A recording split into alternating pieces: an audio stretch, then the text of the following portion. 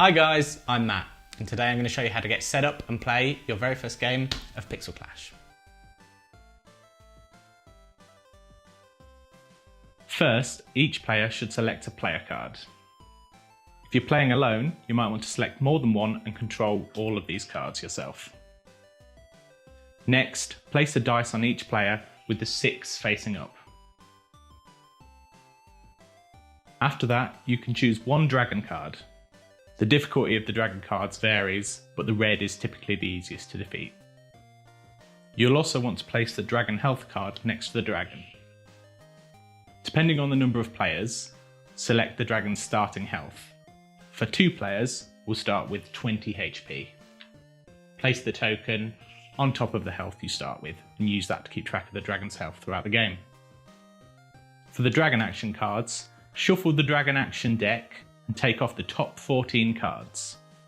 Then take the game over card and add it to the bottom of the 14 cards to make a 15 card deck for the dragon. Shuffle all of the minion cards and place the minion cards next to the dragon action deck.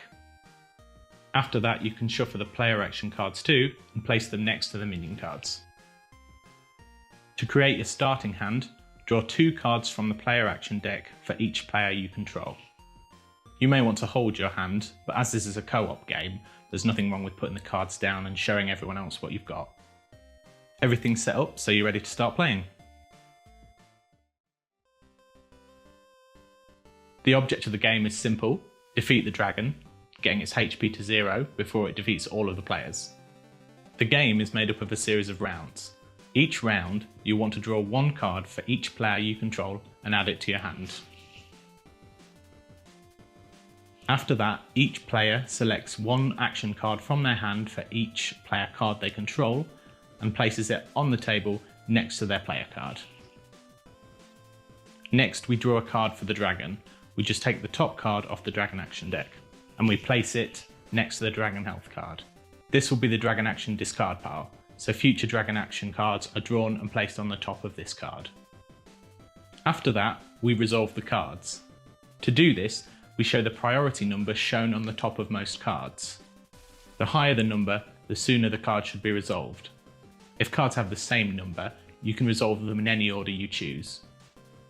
The highest priority number card in play is this Morning Star with priority 4, so we resolve this first. Its action is flip a coin. If heads, you can choose to either reduce the dragon's HP by 1 or defeat a minion, but if tails, there's no effect. It's heads, so we can reduce the dragon's HP by 1. Always make sure to pay attention to your player's abilities, such as the fighter. Their ability applies to melee cards, such as the Morning Star.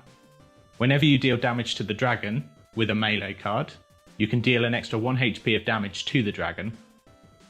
The next highest priority card is this Cave-In card with priority 2. The effect of this card is to reduce the dragon's HP by 1, but also reduce the HP of all the players by 1 and defeat 1 minion. Finally, we resolve the card with the lowest priority, the dragon action card, Minion Call, which has priority 1. This card's effect is to flip a coin. If heads, draw 2 minion cards. If tails, draw 1 minion card. Whenever a minion card is drawn, it's placed next to the dragon. There's no limit to the number of minions that you can have in play at any one time, and they stay on the table until you defeat them. Minion card effects also follow the priority order of the game. Their effects aren't resolved on the round that they're drawn, but on every round after. At the end of the round, make sure to discard all the cards that have been used. That's the end of the round, so now you can start the next round, making sure to draw, play a card, draw the dragon action card, resolve the cards, discard and continue. So that was a brief introduction to setting up and playing Pixel Clash. Stay tuned because we'll be uploading the official rulebook too. Thanks for listening.